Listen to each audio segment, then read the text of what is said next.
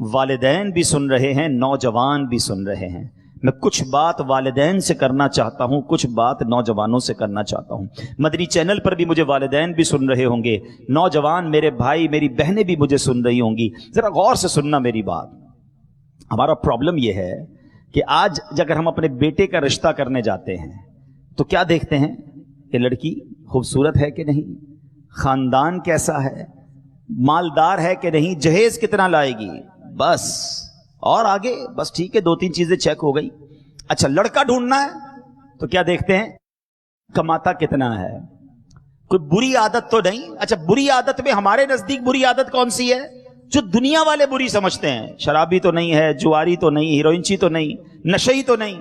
ٹھیک ہے یہ بھی گناہ ہے، مگر کیا نماز نہ پڑھنا کوئی برائی نہیں ہے؟ یہ پوچھتے ہیں کیا کماتا ہے، یہ پوچھتے ہیں کہاں سے کماتا ہے، حلال کماتا ہے یا حرام کماتا ہے. اچھا ان دونوں طرف جو معاملات چیک ہو رہے ہیں، ان تمام باتوں سے بڑھ کر ایک بات ہے جو ہم پوچھتے ہی نہیں ہیں، نارملی نہیں پوچھتے، کہ اس لڑکا یا اس لڑکی کا عقیدہ کیا ہے، اس کے بلیفز کیا ہیں، اس کے عقائد کیا ہیں، اللہ، اس کے رسول، صحابہ، اہل بیت، اولیاء کے بارے میں اس کی سوچ کیا ہے.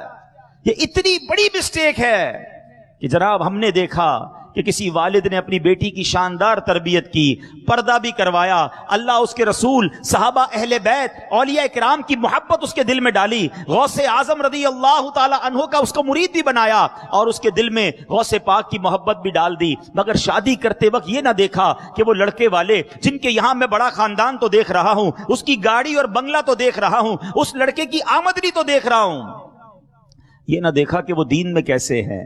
وہ نیک عبادت گزار بچی کی جب شادی ہوئی تھوڑے دنوں بعد پتا چلا کہ اس بیچاری بچی کا پردہ ہی ختم کروا دیا گیا. وہ بچی تو ماں باپ کے کہنے پہ چلی گئی اس خاندان میں، اچھا پردہ بھی ختم کروایا گیا، اور تھوڑے دنوں کے بعد اس کا ذہن بھی خراب کرنا شروع کیا کہ تم یہ نبی پاک کا میلاد کیوں مناتی ہو، یہ غوث پاک کا ذکر کیوں کرتی ہو، یہ ولیوں کی باتیں کیوں ہوتی ہیں. ارے ساری زندگی جو تم نے کمائی کی تھی وہ تم نے ادھر رشتہ کر دیا، تم کو کوئی دیکھنا نصیب نہ ہوا. اچھا پھر اس لڑکے کے ہاتھ میں اپنی بچی کا ہاتھ آپ دے رہے ہیں کہ جو رشوت کا کام کر رہا ہے، جو سود کا کام کر رہا ہے، حرام کما رہا ہے. مجھے بتاؤ نا یہ کیا فیصلہ کیا آپ نے؟ آپ سوچیں یہ نسلوں کا فیصلہ ہے. آپ نے اپنی بچی اس خاندان میں دی. سود کمانے والے کے بارے میں احادیث میں کیا روایت ملتی ہیں؟ یعنی یہ وہ شخص ہوتا ہے جو اللہ سے لڑائی لڑ رہا ہے. آپ اللہ سے جنگ کرنے والے کے ساتھ اپنی بچی دے رہے کیونکہ آپ نے یہ دیکھا کتنا کماتا ہے. یہ تو توفیق ہی نہیں ملی کہ چیک کرتے حلال کماتا ہے یا حرام کماتا ہے. سوچنے والی بات ہے. آنے والی نسلوں کا کیا ہوگا؟ ارے غوث اعظم رضی اللہ تعالیٰ عنہ کے والدین نیک تھے، اللہ نے کیسی نیک اولاد عطا فرمائی. آپ اگر ایسے لوگوں کے ساتھ رشتہ کریں گے جن کی عقائد درست نہیں، اعمال درست نہیں، روزی حلال نہیں، تو کیسے آنے والی نسلوں کا حال برا نہیں ہوگا؟ اور بالکل اسی طرح اے نوجوانوں سنو